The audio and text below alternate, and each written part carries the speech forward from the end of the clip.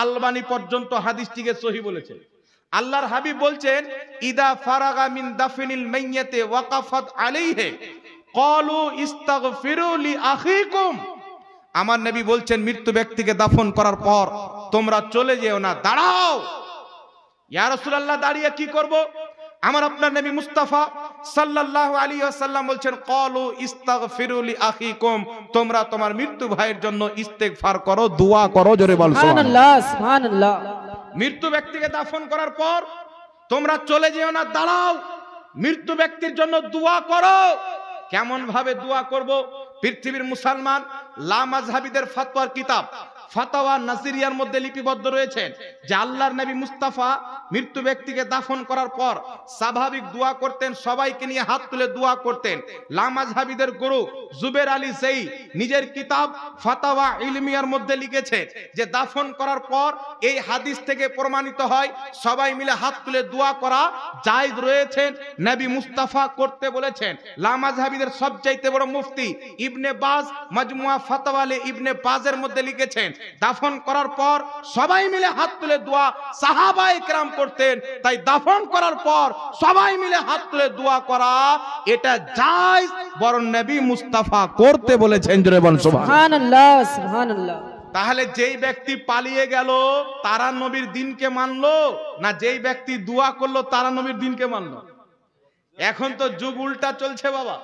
যারা রাসূলুল্লাহর কথায় আমল করছে তাদেরকে বিদাতি বলা হচ্ছে, আর যারা শয়তানের পথকে মেনে নবীর দ্বীনকে অস্বীকার করে জানাজার পর দোয়া করা বন্ধ করেছে, দাফন করার পর দোয়া করা বন্ধ করেছে, মাটি দেওয়ার দোয়া বন্ধ করেছেন, খোদার কসম খেয়ে বলি তারা শয়তানের দ্বীনকে ফলো করেছে। আর যারা এগুলো চালু রেখেছে মুহাম্মদ রাসূলুল্লাহর দ্বীনকে তারা জিন্দা রেখেছে। বল সুবহানাল্লাহ, সুবহানাল্লাহ, সুবহানাল্লাহ। তাহলে হকপন্থী কারা? যারা নবী এবং সাহাবীর তরিকাতে চলবে, আর যারা নবী সাহাবীর তরিকাকে পিঠ পিছনে রেখে আমেরিকার ফান্ডিং কি বলছে ওটা দেখবে, সৌদির যাকাত কি বলছে ওটা দেখবে, নিঃসন্দেহে তারা জাহান্নামী। তাদেরকে ফলো করনেওয়ালা, তাদের কথা আমল করনেওয়ালা তারাও জাহান্নামে যাবে। এই জন্য আহলে সুন্নাত ওয়াল জামাত পৃথিবীতে কওরির পরোয়া করে না। নবী এবং সাহাবী যেই দিকে, সুন্নি মুসলমান সেই দিকে। বল সুবহানাল্লাহ, সুবহানাল্লাহ। এবার চলে আসেন পৃথিবীর মুসলমান, আমরা আহলে সুন্নাত ওয়াল জামাত জানাজার পর দোয়া করি কেন? বুঝতে পেরেছেন? নবী করতে বলেছেন, সাহাবায়ে কেরাম করেছেন। মাটি দিতে গিয়ে মিনহা খলাকনাকুম কেন পাঠ করি? আমার নবী নিজে পাঠ করেছেন। দাফন করার পর দোয়া কেন করি? আমার নবী নিজেই করেছেন। তারপর চলে আসেন আরেকটি কথা আপনাকে বলি, বর্তমান জামানাতে নামাজকে নিয়েও কিন্তু দ্বন্দ্ব চলে বাবা। চলে কি চলে না? কিছু লোক মার্কেটে নতুন নতুন বেরিয়েছেন, ও আবার এখানে হাত বানা পছন্দ হয় না, এখানে হাত বানবে। এরকম লোক আছে না? এখানে হাত বানবে এরকম লোক মার্কেটে বেরিয়েছে। এরা মনে করে যে 2025-এ আমরা ইসলামটা সঠিক পেলাম। এতদিন এখানে হাত বানার ছিল না। এখানে মুরব্বী বাবারা বসে আছেন, ইনারা যখন যুবক ছিলেন আমাদের বয়সের, ইনারা বলতে পারবেন যে এখানে হাত বাননেওয়ালা কেউ ছিল না, সবাই এখানে হাত বানতো। সত্যি কথা আপনাকে বলছি, মিথ্যা নয়। আর অন রেকর্ড বলতেছি, বুকের উপরে যারা হাত বাঁধে তাদেরকে বলি আপনার মৌলবীকে জিজ্ঞাসা করেন, যদি একটা সহিহ হাদিস বুকের উপরে হাত বানার দিতে পারে আমি বাংলার জমিনে জিন্দেগিতে ওয়াজ করব না। আর আমার একটা চ্যালেঞ্জ আছে যে বুকে হাত বানার একটা কেউ যদি সহিহ হাদিস দেয় যে নবী বুকে হাত বেঁধেছেন বা সাহাবী হাত বেঁধেছেন, একটা যদি সেই হাদিস দিতে পারে আমি তাকে 10 লক্ষ টাকা পুরস্কার দেব। আমি যতদিন বেঁচে আছি আমার চ্যালেঞ্জ আছে, যতদিন আমি বেঁচে আছি আমার চ্যালেঞ্জ আছে। একটা বুকের উপরে হাত বানা হাদিস কেউ দিতে পারে না। একজন ব্যক্তিকে আমি বললাম, তো একটা ভিডিও পাঠিয়েছেন, ডক্টর নাইক সাহেব বলছেন বুকে হাত বানা হাদিসটা সহিহ, নাভির নিচে হাত বানা হাদিসটা জয়ীফ। তো আমি বললাম তোমাদের বড় মুফতি শেখ ওসেমিন বলছেন যে বুকে হাত বানার হাদিসটা জয়ীফ, নাভির নিচে হাত বানার হাদিসটা সহিহ। এই ভিডিও তো আমার কাছে আছে। কিন্তু পৃথিবীর মুসলমান বুকের উপরে হাত বানার বর্তমান যারা বলে আমরা সহিহ হাদিস মানি, খোদার ইজ্জতের কসম খেয়ে বলি তারা কোন সহিহ হাদিসকে মানে? জাল হাদিসকে সহিহ বানার পর মানে জাল হাদিস যদি তাদের বিপক্ষে যায় ওটাই তাদের সহিহ হাদিস, আর সহিহ হাদিস যদি তাদের বিপক্ষে হয় তাহলে ওটাই তাদের জাল হাদিস।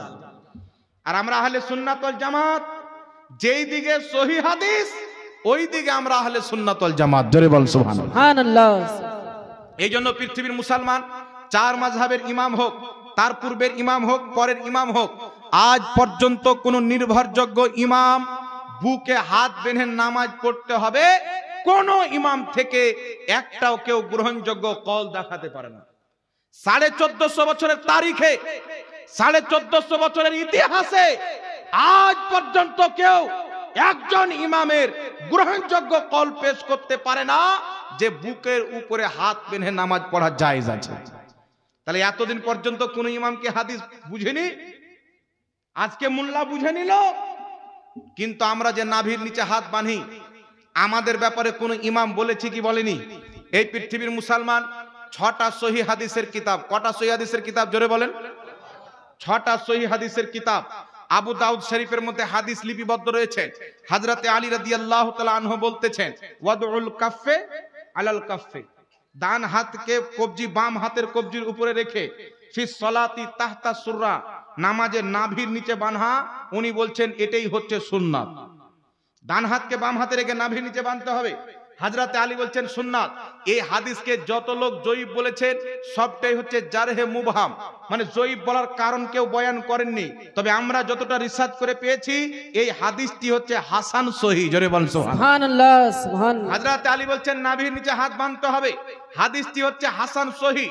দ্বিতীয় নাম্বার ইমাম তিরমিজি শরীফের প্রথম খণ্ডে হাদিস উল্লেখ করেছেন, দয়ার নবী মুস্তাফা সাল্লাল্লাহু আলাইহি সাল্লামের হাদিস। আল্লাহর নবী নামাজে ডান হাতকে বাম হাতের উপরে রাখতেন। এই হাদিসকে উল্লেখ করে ইমাম তিরমিজি রাহমাতুল্লাহ আলাইহি বয়ান করতেছেন, হাদিসের নিচে লিখতেছেন, তিরমিজি শরীফ প্রথম খণ্ড কি লিখতেছেন? বলতেন নবী মুস্তাফা অসংখ্য আহলুল ইলম সাহাবী, অর্থাৎ জ্ঞানী গুণী সাহাবী, জ্ঞানী গুণী তাবেঈ আর জ্ঞানী গুণী উলামায়ে কেরাম, এরা অসংখ্য বলেছেন যে ডান হাতকে বাম হাতে রেখে নাভির নিচে রাখতে হবে। আবার অসংখ্য সাহাবী বলেছেন নাভির উপরে রাখতে হবে। জোরে বল সুবহানাল্লাহ। ইমাম তিরমিজি দুটো কল উল্লেখ করেছেন। নবী পাকের জ্ঞানী গুণী সাহাবীর মধ্যে অনেক সাহাবী বলেছেন নাভির নিচে বাঁধতে হবে, অনেক সাহাবী বলেছেন নাভির উপরে রাখতে হবে। তো সাহাবীর মধ্যে দুটো জিনিস পাওয়া যায়। তবে পৃথিবীর মুসলমান আবু দাউদে যে হাদিস রয়েছেন, তাউস রাহমাতুল্লাহ আলাইহি বলছেন নবী পাক বুকে হাত বেঁধেছেন। তাউস কোনোদিন নবী পাককে দেখেনি, এই জন্য হাদিসটি হচ্ছে দুর্বল, হাদিসটি হচ্ছে যায়ীফুন জিদ্দা, অতিরিক্ত পর্যায়ের দুর্বল হাদিস। সহিহ ইবনে খুজাইমার মধ্যে হাদিস, ওয়াইল ইবনে হুজুর বলছেন নবী বুকে হাত বেঁধেছেন। এই হাদিসকে লামাযহাবীদের ইমাম জুবের আলী জাই মুদাল্লিস রাবি কিতাবের 3-4 জায়গাতে বলেছেন হাদিসটি হচ্ছে জয়ীফ হাদিস। এই জন্য বুকের উপরে হাত বাঁধার পৃথিবীর কোন কিতাবে না নবী থেকে সহিহ হাদিস রয়েছে, না সাহাবী থেকে সহিহ হাদিস রয়েছে। তবে নাভির নিচে হাত বাঁধার নবী থেকেও সহিহ হাদিস রয়েছে, সাহাবী থেকেও সহিহ হাদিস রয়েছে, তাবেঈ থেকেও সহিহ হাদিস রয়েছে।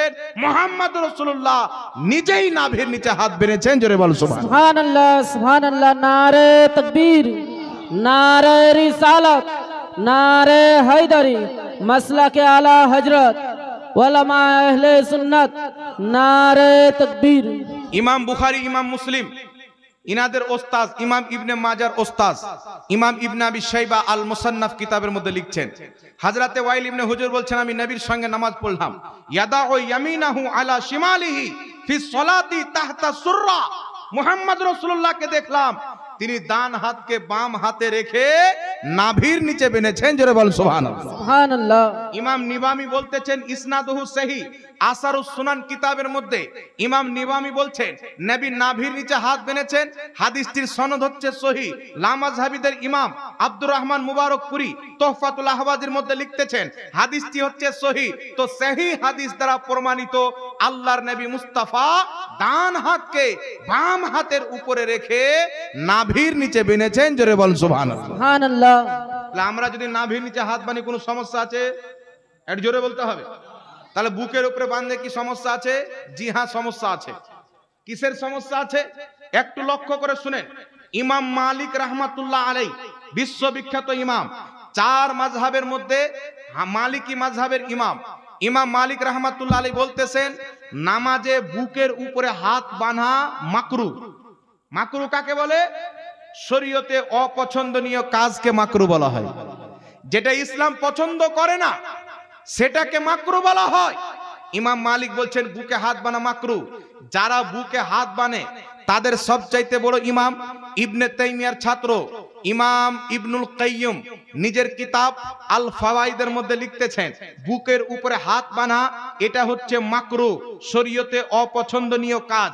কেউ যদি মাকরুকে, অপছন্দনীয় কাজকে সুন্নাত মনে করে বুকের উপরে হাত বাঁধে, এটা কোনোই মতে জায়েজ হতে পারে? কোনোই মতে জায়েজ হতে পারে না। এবার এখানে একটা মাসলা শুনেন, আমাদের হানাফি মাযহাবের ইমামগণের এই বিষয়ে ইজমা রয়েছে যে মহিলারা কিন্তু বুকে হাত বাঁধবে। মহিলারা কোথায় হাত বাঁধবে? বুকে হাত বাঁধবে। তো এখানে তো একটা প্রশ্ন উঠছে যে হযরত বুকে যদি পুরুষদের জন্য হাত বাঁধা মাকরু হয়, যদিও বড় বড় ইমামরা বলেছেন, আমি দলিল দিয়ে দিলাম, তো আপনাদের মা, আপনাদের বোন, আপনাদের স্ত্রী, আপনাদের এলাকার মহিলারা বুকে কেন হাত বাঁধে? একটা কথা মনে রাখবেন, মহিলারা বুকে হাত বাঁধবেন এই মর্মে সরাসরি নবী পাক থেকে কোনো হাদিস বর্ণিত হয়নি। এটা ফুকাহায়ে কেরাম মুজতাহিদদের ইজতিহাদ, তারা ঐক্যমত যে মহিলারা যদি বুকের উপরে হাত বাঁধে তাহলে তাদের নামাজে পর্দা বেশি হয়। কথা বুঝতে পারছেন? মহিলারা যদি বুকে হাত বাঁধে নামাজের মধ্যে পর্দা বেশি হয়। এই জন্য বিরাদর ইসলাম এখন প্রশ্ন হয়ে গেল যে আপনাদের মহিলারা বুকে হাত বাঁধলে যায় আর আমরা বুকে হাত বাঁধলে না যায়। তবে একটা কথা মনে রাখবেন, কেউ যদি মহিলাদের কথা বলে তো ওকে আমি বলবো তুমিও অপারেশন করে মহিলা হয়ে বুকে হাত বাঁধো। মহিলাদের বুকও পর্দা, এই জন্য তারা বুকে হাত বাঁধবে, এটা উলামায়ে কেরামের ইজমা। এখন আপনাকে জবাব দিচ্ছি, একটু লক্ষ্য করে শুনেন বাবা। বর্তমানে যারা বুকে হাত বাঁধে তাদের মসজিদে মেয়েরাও নামাজ পড়তে যায়, যায় কি যায় না? মহিলাদেরকে নিয়ে তারা মসজিদে নামাজ পড়তে যায়। এই মাসলাও বলবো, একটু লক্ষ্য করে শুনেন। মহিলাদেরকে মসজিদে নিয়ে নামাজ পড়তে যায়, তাদেরকে জিজ্ঞাসা করবেন, ভাই তোমাদের নিকটে তো আমিন জোরে বলতে হবে নাকি? আমিন তিন ভাবে বলা হয়। এক, আস্তে আমিন বলা হয়, ওয়ালা দল্লিন আমিন। একটা জোরে বলা হয়, ওয়ালা দল্লিন আমিন। আর একটা হচ্ছে চিখড়ে বলা হয় আমিন। বুঝতে পারছেন? একটা আস্তে বলা হয়, একটা জোরে বলা হয়, একটা চিখড়ে বলা হয়। তো বর্তমানে যারা আমিন জোরে বলে, এটা জোরে বলে না, এটাকে বলা হয় চিখড়ে আমিন বলা। আর চিখড়ে আমিন বলাটা কোনোই মতে সুন্নাত সম্মত কাজ না। এখন জিজ্ঞাসা করেন, আপনাদের মহিলারা নামাজ পড়তে যায়, তারা বলবে রাসূল পাক বলেছেন এমন ভাবে নামাজ পড়ো যেমন ভাবে আমাকে পড়তে দেখছো। তো বুঝা গেল নবী পাক যেমন করে নামাজ পড়েছেন পুরুষরাও তেমন করে নামাজ পড়বে।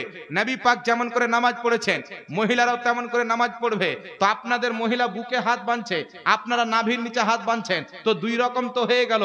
তো তাদেরকে জিজ্ঞাসা করেন যে আপনাদের মহিলারাও মসজিদে যায়, পুরুষরাও মসজিদে যায়, যখন ইমাম সাহেব ওয়ালা দল্লিন পাঠ করে তো পুরুষরা জোরে আমিন বলে, মহিলারা আস্তে বলে না জোরে? তারা বলবে আস্তে বলে। তো জিজ্ঞাসা করবেন মহিলারা কেন আস্তে আমিন বলে? আপনারা জোরে বলছেন, আপনাদের দাবি নবী জোরে বলেছেন, তাহলে মহিলারা কেন আস্তে বলবে? তখন তারা বলবে মহিলাদের আওয়াজও হলো পর্দা, পর্দার জন্য তারা আস্তে আমিন বলবে। তো মহিলাদের বুকও হলো পর্দা, তাই তারা বুকে হাত বাঁধবে। ওটা তোমাদের যেই ভাবে বৈধ, আমাদের মহিলাদের বুকে হাত বাঁধা একই ভাবে বৈধ। কথা আমার বুঝতে পারছেন কি পারেন না বাবা? তবে পুরুষদের জন্য বুকে হাত বাঁধা এটা হচ্ছে মাকরু, জায়েজ নয়। এই জন্য খবরদার কেউ বুকে হাত বাঁধবেন না। দুটি কল নাভির নিচে বা নাভির উপরে, তবে প্রসিদ্ধ কল হচ্ছে নাভির নিচে হাত বাঁধা, এটা হচ্ছে সুন্নাত। জোরে বলতে হবে সুবহানাল্লাহ। হাত বাঁধার মাসলা ক্লিয়ার হয়ে গেল। বুকের উপরে হাত বাঁধার হাদিস পৃথিবীতে কেউ একটা সহি দিতে পারে না। তারপর চলে আসেন পৃথিবীর মুসলমান। হাত যখন আমরা বেঁধে নিলাম, নামাজ যখন আমরা পড়ি, তো ইমাম সাহেব যখন কেরাত করে তো আমরা কি ইমামের পিছনে কেরাত করি? চুপচাপ থাকি, সূরা ফাতিহা পড়ি না? মাসলাটা একটু লক্ষ্য করে শুনবেন। আল্লাহর হাবিব সাল্লাল্লাহু আলাইহি সাল্লাম বলেছেন, বুখারী শরীফের মধ্যে হাদিস, রাসূল পাক বলছেন যেই ব্যক্তি সূরা ফাতিহা পড়লো না, লা সালাত, তার নামাজ হলো না। আর আপনারা ইমামের পিছে সূরা ফাতিহা পড়েন না, তো আপনাদের তো হাদিস মোতাবেক নামাজ হয় না। উত্তর কি দিবেন? তো উত্তর হবে কি, যে নবী বলেছেন যেই ব্যক্তি সূরা ফাতিহা পড়লো না তার নামাজ হলো না। এখানে এটা নাই যে ইমামের পিছনে পড়বে না তার নামাজ হবে না। কথা বুঝতে পারছেন? আল্লাহ নবী বলছেন যেই ব্যক্তি সূরা ফাতিহা পড়লো না তার নামাজ হলো না। বর্তমানে কিছু মূর্খ লোক বেরিয়েছে, টুপিওয়ালা মূর্খ, দাড়িওয়ালা মূর্খ, স্কলার নাম দিয়ে, বড় বড় আল্লামাতুদ্দাহার নাম দিয়ে জাহিল বেরিয়ে বলছে বুখারীর হাদিস, যেই ব্যক্তি সূরা ফাতিহা পড়লো না তার নামাজ হলো না। আমি তাকে বলতে চাই, নাসাই শরীফ খুলো, ইবনে মাজাহ শরীফ খুলো, হাদিসের সনদ সহি। তোমাদের ইমাম আলবানী সহি বলতেছেন, রাসূলের পাকের সাহাবী আবু হুরায়রা বর্ণনা করতেছেন, ক্বালা রাসূলুল্লাহি সাল্লাল্লাহু আলাইহি ওয়াসাল্লামা ইন্নামা জুইলাল ইমামু লিইউতাম্মা বিহি ফাইদা কাব্বারা ফাকাব্বিরু ফাইদা কারাআ ফানসিতু। হযরতে আবু হুরায়রা বলছেন, দয়ার নবী মায়ার নবী বলেছেন, ইমাম এই জন্য নিযুক্ত করা হয় যে ইমামের ইক্তিদা করতে হবে, অনুসরণ করতে হবে। ফাইদা কাব্বারা, ইমাম যখন তাকবীর বলবে, ফাকাব্বিরু, তোমরাও তাকবীর বলো। ফাইদা কারাআ, ইমাম যখন সূরা ফাতিহা কিরাত করতে আরম্ভ করবে, রাসূল পাক বলছেন ফানসিতু, তখন তোমরা চুপচাপ হয়ে যাও। একটু জোরে হবে না সুবহানাল্লাহ?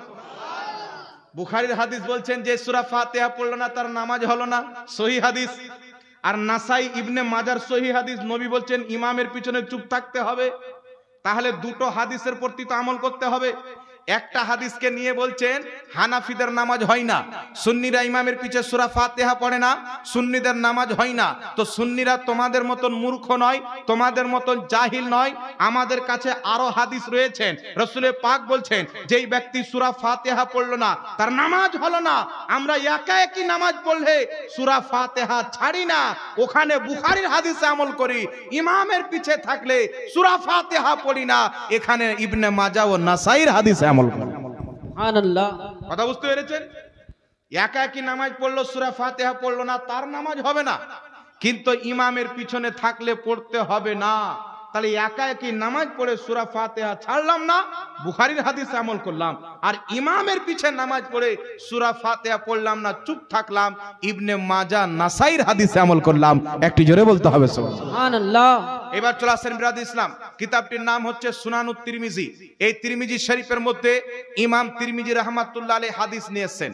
হাদিসটি উল্লেখ করে ইমাম তিরমিজি বলতেছেন, হাদা হাদিসুন হাসানুন সহিহুন, এই হাদিসটি হচ্ছে হাসান সহি। হাদিসটি কি? হযরতে জাবির ইবনে আব্দুল্লাহ রাদিয়াল্লাহু তাআলা আনহু, নবী মুস্তাফার সাহাবী, তিনি বলতেছেন যেই ব্যক্তি সূরা ফাতিহা পড়লো না তার নামাজ হলো না, ইল্লা আইয়াকুনা ওয়া রাআল ইমাম, কিন্তু ইমামের পিছে থাকলে পড়তে হবে না। কে বলছেন? সাহাবী। নবী মুস্তাফার হাদিস, যেই ব্যক্তি সূরা ফাতিহা পড়লো না তার নামাজ হলো না, কিন্তু ইমামের পিছে থাকলে পড়তে হবে না। তো সাহাবী নবীর হাদিস বেশি বুঝে না ওয়াহাবি বেশি বুঝে? কথা বুঝে? জাবির ইবনে আব্দুল্লাহ বলছেন একা একই থাকলে সূরা ফাতিহা ছাড়া যাবে না, আর ইমামের পিছে থাকলে পড়তে হবে না। একটু জোরে বলতে হবে সুবহানাল্লাহ, সুবহানাল্লাহ। তারপর চলে আসেন বিরাদ ইসলাম, একই ইমাম তিরমিজি শরীফের প্রথম খণ্ডে হাদিস নিয়েছেন যে সূরা ফাতিহা পড়লো না তার নামাজ হলো না। তার নিচে লিখতেছেন, ক্বালা সুফিয়ান সাওরী ইদা কানা ওয়াহদা, ইমাম সুফিয়ান সাওরী বহুত বড় মুহাদ্দিস বলতেছেন যে সূরা ফাতিহা পড়লো না তার নামাজ হলো না। এটা হচ্ছে একা একই নামাজের জন্য, ইমামের পিছে থাকলে সূরা ফাতিহা পড়া লাগবে না। জোরে বল সুবহানাল্লাহ। একই বক্তব্য ইমাম ইবনুল মুবারক রাহমাতুল্লাহ আলাইহি, বিশ্ববিখ্যাত ইমাম আবু দাউদ শরীফে উল্লেখ করেছেন যে সূরা ফাতিহা পড়লো না তার নামাজ হলো না। ইমাম ইবনুল মুবারক বলতেছেন এটা একা একই নামাজের জন্য, ইমামের পিছে থাকলে সূরা ফাতিহা পড়া লাগবে না। জোরে বল সুবহানাল্লাহ। লামাযহাবীদের ইমাম, আহলে হাদিসদের ইমাম ইবনে তাইমিয়া মাজমুউল ফাতাওয়ার মধ্যে লিখতেছেন ইমামের পিছে সূরা ফাতিহা পড়া চলবে না, চুপচাপ থাকতে হবে। এইবার পবিত্র কোরআন দেখেন, আল্লাহ পাক কোরআন পাকে কি বলছেন, ওয়া ইদা কুরিআল কুরআনু ফাসতামিউ লাহু ওয়ানসিতু লাআল্লাকুম তুরহামুন। আল্লাহ সুবহানাহু তাআলা কি বলতেছেন যে যখন কুরআন তিলাওয়াত করা হবে, পাঠ করা হবে, তোমরা চুপচাপ মনোযোগ সহকারে শ্রবণ করো যাতে তোমাদের প্রতি রহম করা হয়। বেশক কুরআন যদি পাঠ করা হয়, কুরআন যদি তিলাওয়াত করা হয়, আল্লাহ বলছেন চুপচাপ শুনো, কিছুই বলতে হবে না, তবেই তোমার প্রতি রহম হবে। এই বিষয়ে বহুত তাবেঈগণ একমত, সাহাবীগণ একমত, প্রত্যেকটা মুফাসসির একমত যে এই আয়াতটি হচ্ছে মুসাল্লিদের জন্য, ইমামের পিছে যদি কেউ নামাজ পড়ে তাকে চুপচাপ ইমামের কেরাত শ্রবণ করতে হবে, ইমামের পিছনে কেরাত পাঠ করা যাবে না। জোরে বল সুবহানাল্লাহ। তাহলে আল্লাহ কোরআনে বলছেন ইমামের পিছে চুপ থাকো, নবী হাদিসে বলছেন ইমামের পিছে চুপ থাকো, সাহাবী বলছেন ইমামের পিছে চুপ থাকো। একাকি থাকলে সূরা ফাতিহা না পড়লে নামাজ হবে না। আর কিছু মাতাল মৌলবি বেরিয়েছে, চ্যাপটা দাড়িওয়ালা, এ মৌলবি বলছে ইমামের পিছে সূরা ফাতিহা না পড়লে নামাজ হবে না। তো তোমার আব্বা ইবনে তাইমিয়া বলছে ইমামের পিছে সূরা ফাতিহা পড়তে হবে না। তো তোমার আব্বা হুজুর শরীয়ত বেশি বুঝে না, তুমি শরীয়ত বেশি বুঝো। এই জন্য ইমামের পিছে সূরা ফাতিহা পাঠ করা মাকরুহে তাহরিমি, অবৈধ কাজ। ইমামের পিছে সূরা ফাতিহা পাঠ করা চলবে না। জোরে বলেন সুবহানাল্লাহ। এবার চলে আসেন বিরাদর ইসলাম, আমরা যখন নামাজ পাঠ করি পড়ি তো নামাজে কিন্তু বাবা আমরা রাফায়দান করি না, শুধু তাকবীরে তাহরিমা আল্লাহু আকবার।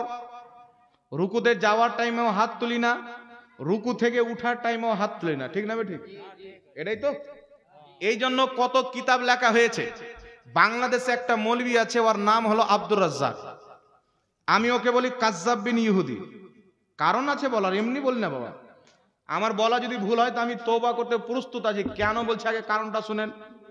সেই লোক বলেছে, একজন আমাকে বলল আহলে হাদিস, যে আমাদের বড় হুজুরকে আপনি কাজ্জাব কেন বলছেন? তা আমি বললাম, সে বলেছে, তাকে জিজ্ঞাসা করা হলো নবী নূরের তৈরি না মাটির তৈরি? তো সে উত্তরে বলল যে নবী মাটির তৈরি, মুখে গন্ধ ছিল। চলে হবে না নাউজুবিল্লাহ। বুখারী শরীফের মধ্যে হাদিস, সাহাবায়ে কেরাম বর্ণনা করছেন আল্লাহর নবীর মুখ দিয়ে এমন একটা সুগন্ধি বের হতো যেই সুগন্ধি মুস্কো আম্বারের খুশবুতেও ছিল না। সুবহানাল্লাহ। আমার নবী রাস্তা দিয়ে গেলে রাস্তা খুশবুদার হয়ে যেত। আমার নবী কোথাও যদি কিয়াম করতেন সেটা খুশবুদার হয়ে যেত। আর আজ পর্যন্ত নবীর রওজা থেকে একটা আজীব খুশবু বের হয়। যারা হজ করতে গিয়েছেন তারা কিন্তু জানে, কিন্তু পৃথিবীর মুসলমান এই মৌলবি বলছেন নবীর মুখ দিয়ে গন্ধ বের হতো, নবীর মুখে গন্ধ ছিল। এটা কোন হাদিসে আছে? এক। দ্বিতীয় নাম্বার, রাসূল পাক সাল্লাল্লাহু আলাইহি সাল্লাম কিয়ামতে সুপারিশ করবেন, এটা কোরআন হাদিসের ইজমাই আকীদা, এতে কারোর কোনো মতভেদ নাই। কিন্তু সেই লোকটা বলছে কিয়ামতে নবী মুস্তাফা ফেল ফেল করে তাকিয়ে থাকবে, আমার নেকির পাল্লা ভারী হচ্ছে না গুনহার পাল্লা ভারী হচ্ছে? বলেন তো, আমার নবী কি ফেল ফেল করে তাকাবে? এটা নবীর চরিত্র? আর নবীর কি কোনো গুনাহ আছে? তো যেই ব্যক্তি নবীর গুনাহ মানবে ওর ঈমান থাকবে? ওর বউ তো বউ, আর শাশুড়িও তালাক হয়ে যাবে। বউ যদি তালাক হয়ে যায় তো শাশুড়ি কি করে থাকবে রে বাবা? এই লোকটা বলছে, নবী পাক বলেছেন আয়েশা তুমি যে আমার স্ত্রী, কিয়ামতের ময়দানে আমি এটাই চিনতে পারবো না। কত বড় দাজ্জাল কানা! তাহলে বলেন বাবা, এতগুলি কুফরি বাক্য বলার পর আল্লাহ নবী বলছেন বুখারীতে হাদিস, যেই ব্যক্তি এমন কথা বললো আমার নামে যেটা আমি বলিনি, সে নিজের ঠিকানা জাহান্নাম বানিয়ে নিল। তাহলে যেই ব্যক্তি মিথ্যা বলে আরবিতে তাকে কাজ্জাব বলে, আর যেই ব্যক্তি নবীর নামে মিথ্যাচার করে তাকে কাজ্জাব বলবো কি বলবো না? কথা বলেন। আমি বললাম এই তিনটি হাদিস দিয়ে দাও। নবীর মুখে গন্ধ ছিল, নবী ফেল ফেল করে তাকাবে, নবী আয়েশাকে কিয়ামতে চিনতে পারবে না, এই তিনটি হাদিস দিয়ে দাও, আমি কাজ্জাব বলা বন্ধ করে দেব। কিয়ামতের সকাল পর্যন্ত দিতে পারো না, পুরো দুনিয়া একদিকে হলেও তাকে সচ্চা প্রমাণ করতে পারবে না। সে খোদার নজরেও কাজ্জাব, রাসূলুল্লাহর নজরেও কাজ্জাব। সুবহানাল্লাহ সুবহানাল্লাহ। তার ঈমান নাই।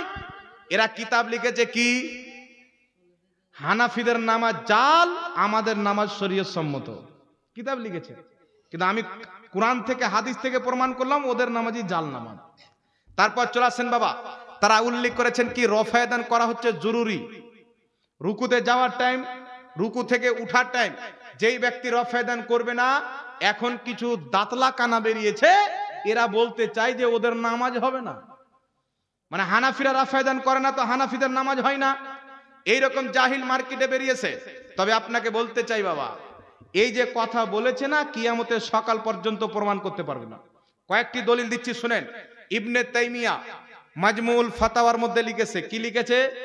যে কোন ব্যক্তিরা ফেদান করুক আর না করুক, রুকুতে করুক সাজদাতে করুক, কোথাও না করুক, ওর নামাজ হয়ে যাবে, কোনো সমস্যা নাই। কে লিখছেন? এদের বড় ইমাম ইবনে তাইমিয়া।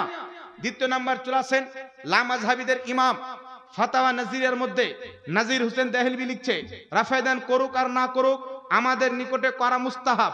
লামাযহাবী বলছেন করলে ভালো, না করলে নামাজে কোনো অসুবিধা আসবে না, নামাজ পরিপূর্ণ হয়ে যাবে। আহলে হাদিসের ইমাম ওয়াহিদুজ্জামা হাদিয়াতুল মাহাদি কিতাবে লিখছেন, রাফায়দান করুক আর না করুক নামাজে কোনো ব্যাঘাত ঘটবে না, নামাজ কমপ্লিট হয়ে যাবে। আহলে হাদিসের ইমাম সানাউল্লাহ আমৃতসরি আহলে হাদিস কা মাযহাব কিতাবের মধ্যে লিখতেছেন যে রাফায়দান করা আমাদের নিকটে মুস্তাহাব, করলে ভালো, না করলে নামাজে কোনো ইফেক্ট পড়বে না।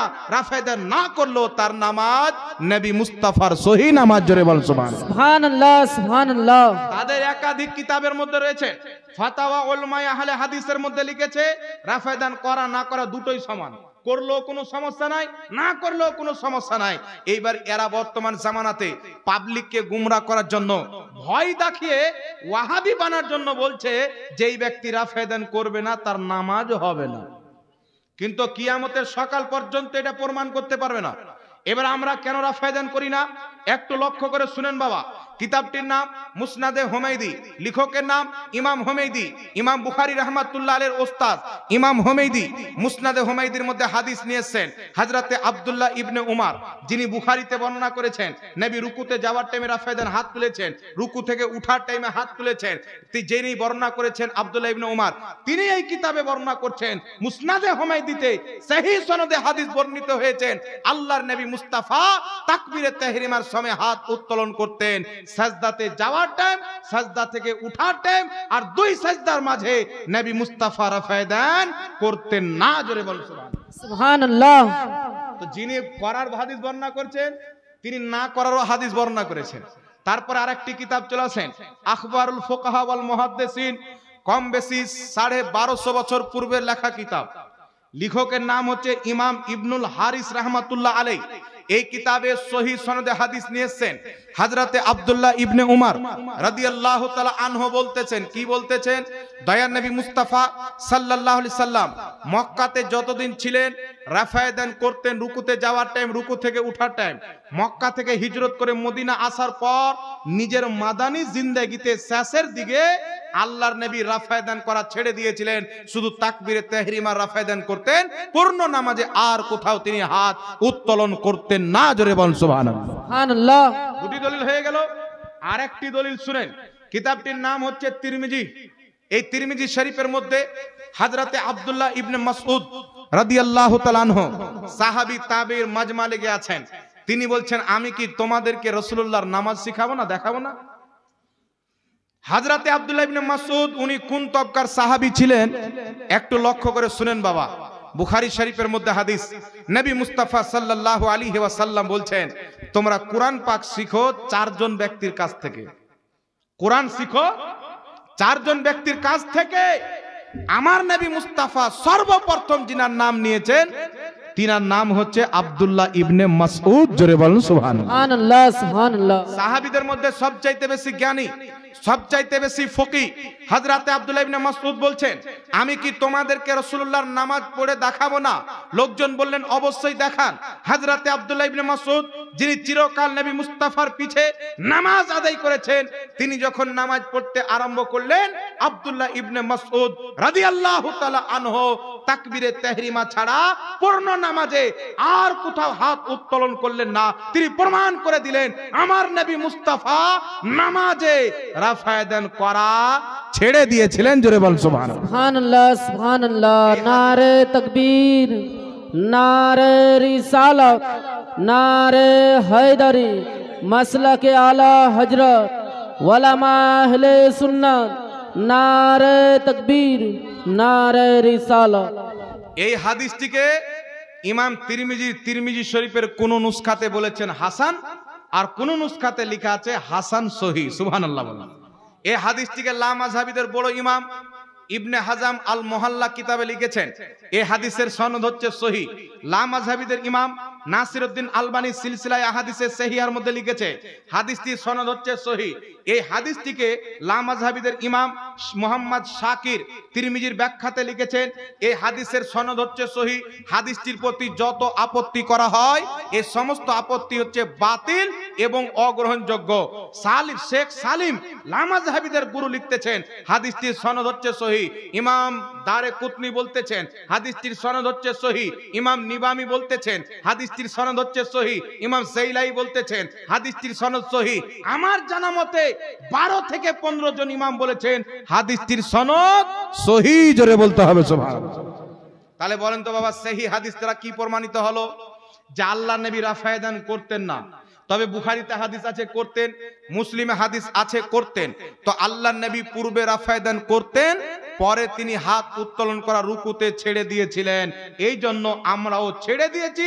পূর্বে করতেন, পরে ছেড়ে দিয়েছেন। পূর্বেরটা মানসুখ, পরেরটা হলো নাসিখ। জোরে বল সুবহানাল্লাহ। আর সবাই জানে যেটা নবী পরে করেছেন ওটাই সবচাইতে উত্তম এবং শ্রেষ্ঠ সুন্নাহ। কথা বুঝতে পারছেন? এই জন্য আমরা রাফায়ে দান করি না। তাহলে যারা বলছে যে রাফায়ে দান না করলে নামাজ হবে না, তাহলে যেইগুলো নামাজে আমার নবী রাফায়ে দান করেনি, আমার নবীর নামাজ হয়েছে কি হয়নি? জোরে বলেন। তো হানাফিদের নামাজকে ভুল বলা মানে নবী মুস্তাফার নামাজকে ভুল বলা। আর আপনি তাজ্জব হয়ে যাবেন, নবী পাকের 4 জন খলিফা আবু বকর সিদ্দিক, উমর ফারুক, উসমান গনি, মাওলা আলী, এই 4 জন খলিফার মধ্যে কেউ তাকবীরে তাহরিমা ছাড়া রাফায়ে দান করতেন না।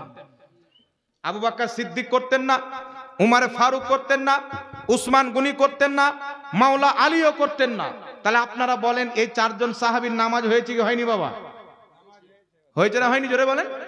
এবার তারপরে চলে আসেন, ইমাম নিবামি বলতেছেন যে 10 জন সাহাবী যাদেরকে আল্লাহ তাবারাক ওয়া তাআলার রাসূল জান্নাতের সার্টিফিকেট দিয়েছিলেন, 10 জন সাহাবী যাদেরকে আশরায়ে মুবাশশিরা বলা হয়। নবী বললেন আবু বকর তুমি জান্নাতি, উমর তুমি জান্নাতি, আলী তুমি জান্নাতি, উসমান তুমি জান্নাতি। এইভাবে 10 জন সাহাবীকে আমার নবী মুস্তাফা জান্নাতি বলেছেন। এই 10 জন সাহাবী নামাজ পড়তেন তো তাকবীরে তাহরিমা ছাড়া পূর্ণ নামাজে আর কোথাও হাত উত্তোলন করতেন না। তো বুঝা গেল নামাজে রাফায়ে দান না করা এটা নবীরও সুন্নাত, নবীর 4 জন খলিফারও সুন্নাত, আর 10 জন জান্নাতের সার্টিফিকেট প্রাপ্ত সাহাবী তাদেরও সুন্নাত। জোরে বল সুবহানাল্লাহ। এই জন্য আমরা নামাজে রাফায়ে দান করি না। তো যারা রাফায়ে দান না করাকে ভুল বলে তারা চরম জেহালত এবং মূর্খতার অন্ধকারে রয়েছেন। আল্লাহ তাদেরকে হেদায়েত দান করুক। সকলে পড়ুন আল্লাহুম্মা আমিন। একবার দুরূদ শরীফ পাঠ করুন, আল্লাহুম্মা সাল্লি আলা সাইয়্যিদিনা মাওলানা মুহাম্মদ ওয়া আলা আলি সাইয়্যিদিনা মাওলানা মুহাম্মদ সাল্লাল্লাহু তাআলা আলা মুহাম্মদ। যাই হোক ব্রাদার ইসলাম, এখানে আমি আরেকটা মাসলা বলে দুটি আকীদার কথা বলবো। লাস্ট একটি মাসলা হচ্ছে আমরা ফরজ নামাজের পরে হাত উত্তোলন করে সবাই মিলে দোয়া করি। দোয়া করি কি করি না বাবা? আর যারা লামাযহাবী তারা কিন্তু দোয়া করে না। আজ থেকে 15-20 বছর পূর্বে তারাও দোয়া করত। আমেরিকা থেকে কিছু ফান্ডিং বেশি চলে এসেছে, তাই দোয়াটা বাদ দিয়ে দিয়েছে। আর একটু বেশি টাকা চলে আসলো তো 20 রাকাত তারাবিকে 8 রাকাত করে দিল। আর একটু যদি টাকা বেশি চলে আসে তাহলে মসজিদ ভেঙে দিবে, না থাকবে না নামাজ পড়তে হবে। তো এরা ধর্ম কোরআন হাদিস দিয়ে চালায় না, এরা ধর্ম চালাই ফান্ডিং দিয়ে। যত বেশি আসবে তত কাটবে ধর্ম। এই জন্য আমি বলেছি যে 8 রাকাত তারাবির নামাজের পক্ষে একটা কোনো সহিহ হাদিস কিয়ামতের সকাল পর্যন্ত কেউ দিতে পারবে না। 8 রাকাত তারাবির পক্ষে কোনো সহিহ হাদিস নাই। আর জোর করে কোনো হাদিসকে সহিহ বানানো যাবে না। যেদিন আহলে সুন্নাতুল জামাতের সঙ্গে সুন্নি আলিমদের সঙ্গে পাঙ্গা পড়বে না, সারা পৃথিবী দেখে নিবে যে 8 রাকাত তারাবির নামাজ হচ্ছে জাল, 20 রাকাত তারাবির নামাজই হচ্ছে সুন্নাত। জোরে বল সুবহানাল্লাহ। 4 মাযহাবে 20 রাকাত তারাবি সুন্নাত। এই 8 রাকাত তারাবি মূর্খ জাহিলরা পাবলিককে গুমরা করার জন্য যে যদি হালকা করে দিই, যদি 20 রাকাতকে 8 রাকাত করে দিই তো আমাদের দল ভারী হবে। যেগুলো আলসি লোক আসছে তারা ওয়াহাবি হয়ে যাবে, আমাদের দলটা ভালো হয়ে যাবে। 8 রাকাত পড়তে হবে।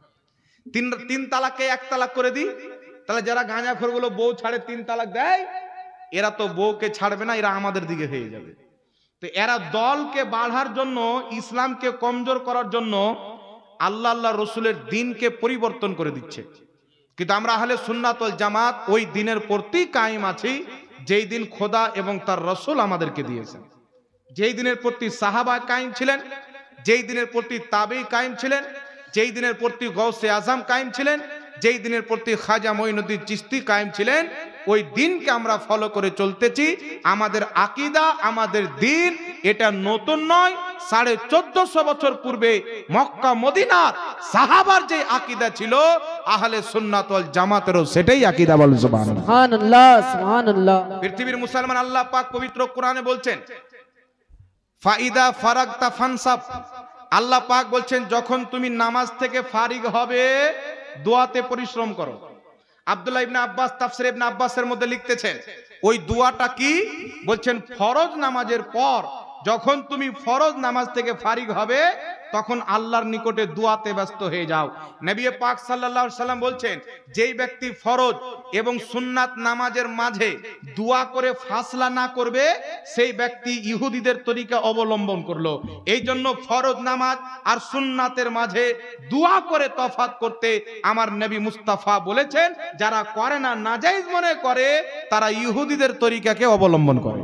সুবহানাল্লাহ। এইবার চলে আসেন রাসূল পাককে জিজ্ঞাসা করা হলো তিরমিজি শরীফের মধ্যে হাদিস, আইয়ুদ দুআই আসমা, ইয়া রাসূলুল্লাহ দোয়া সবচেয়ে বেশি কখন কবুল হয়?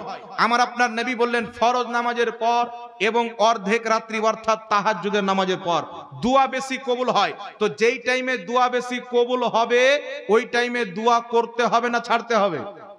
করতে হবে।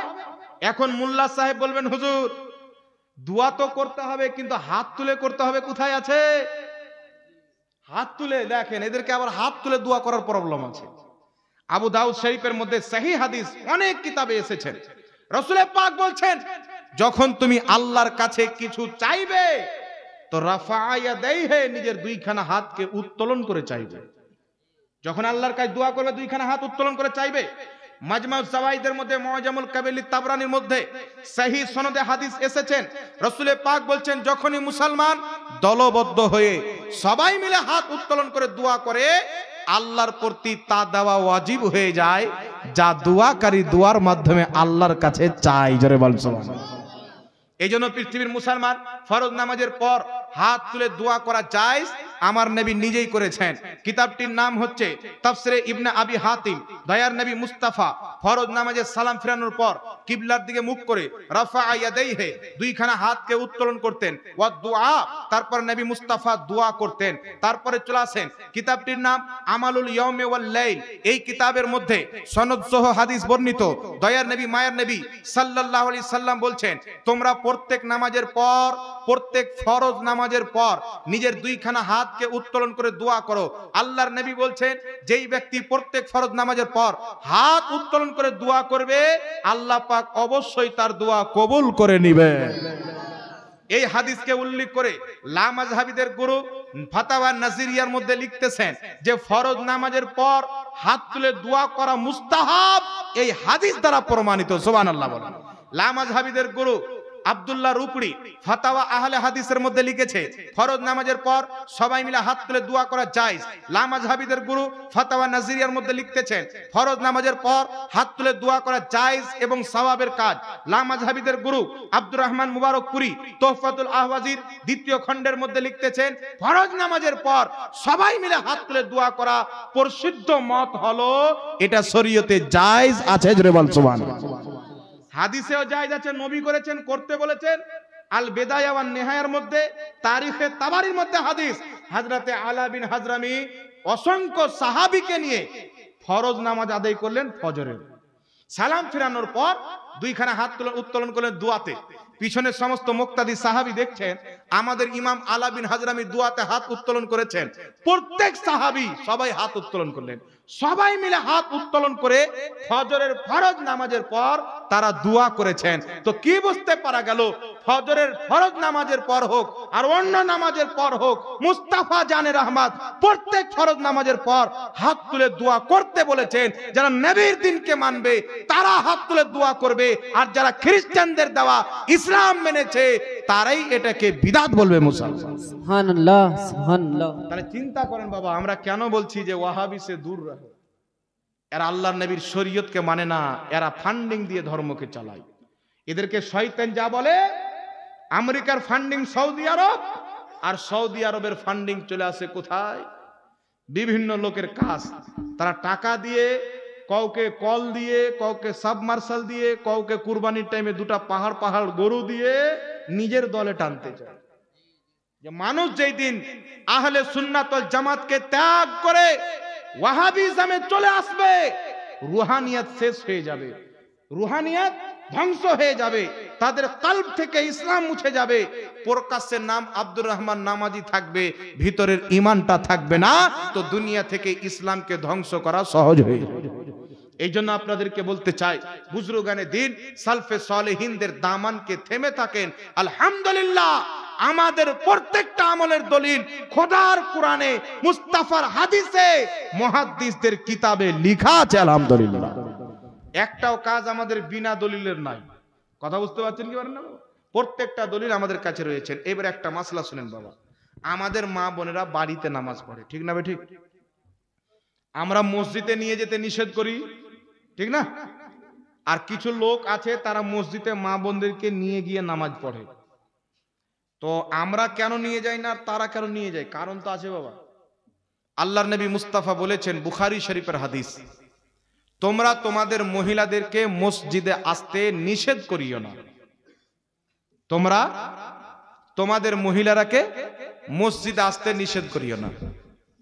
আবার নবী আলাইহিস সালাতু ওয়াস সালাম বলেছেন, আবু দাউদের সহিহ হাদিস, মুসনাদে আহমদে সহিহ হাদিস, মুজামুল কবির লিতাবরানীতে সহিহ হাদিস, রাসূল পাক বলছেন হাকিম আল মুস্তাদরাকে সহিহ হাদিস, আল্লাহর নবী বলছেন মহিলাদের মসজিদে নামাজ পড়ার চাইতে বাড়ির ঘরের কোণাতে নামাজ পড়া বেশি উত্তম। তো নবীর জামানাতে মহিলাদের মসজিদে গিয়ে নামাজ পড়া শুধুমাত্র বৈধ ছিল, কোনো সওয়াব বেশি ছিল না।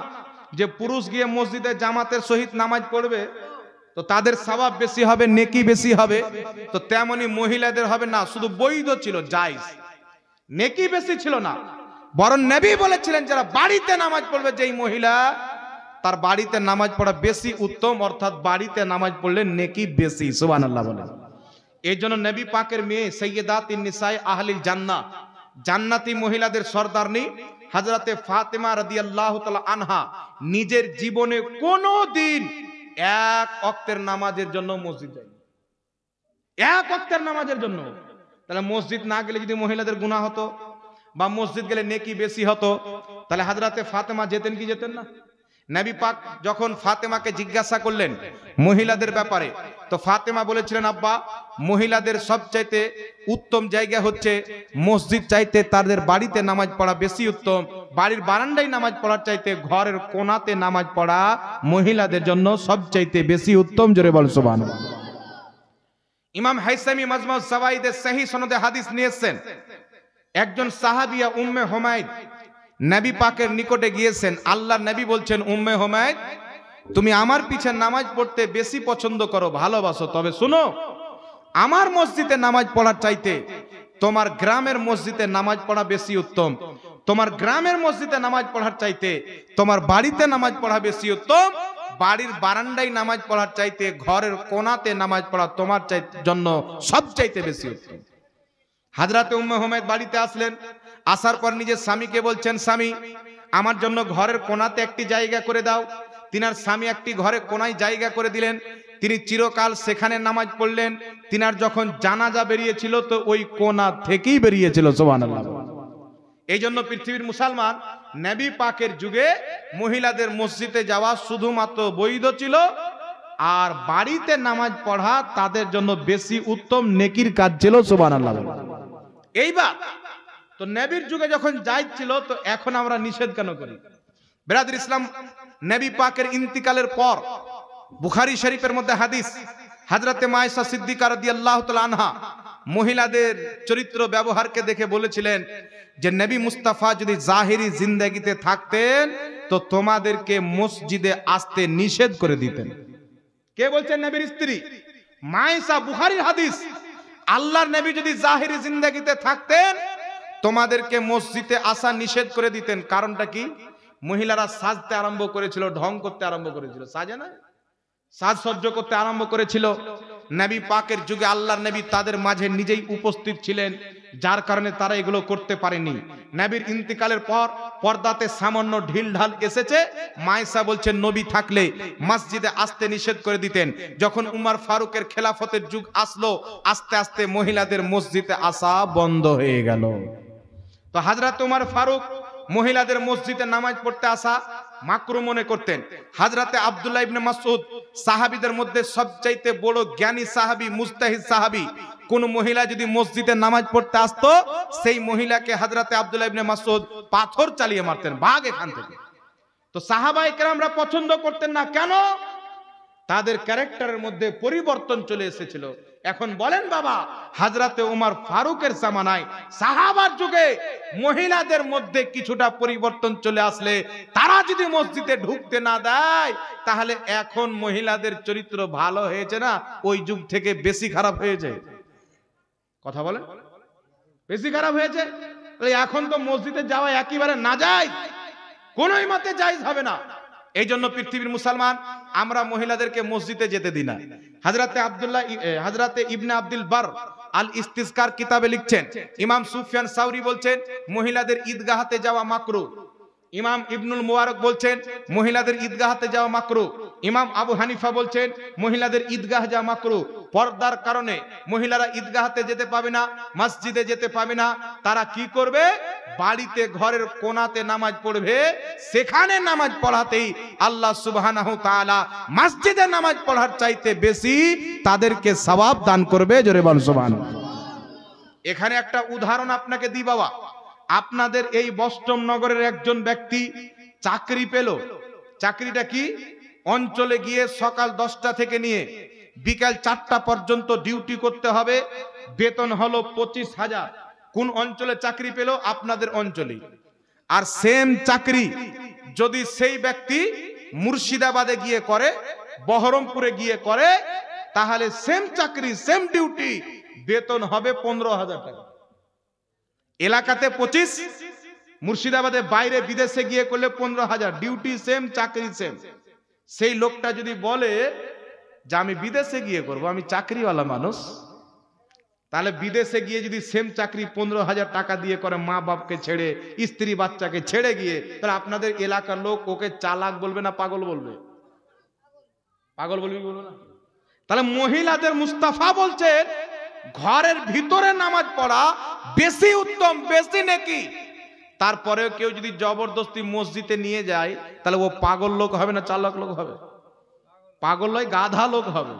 তো গাধারাই মহিলাদেরকে মসজিদে নিয়ে যাবে, জ্ঞানী গুণী ব্যক্তি কোনোদিন নিয়ে যাবে না। এই জন্য মহিলারা নামাজ পড়বে কোথায়?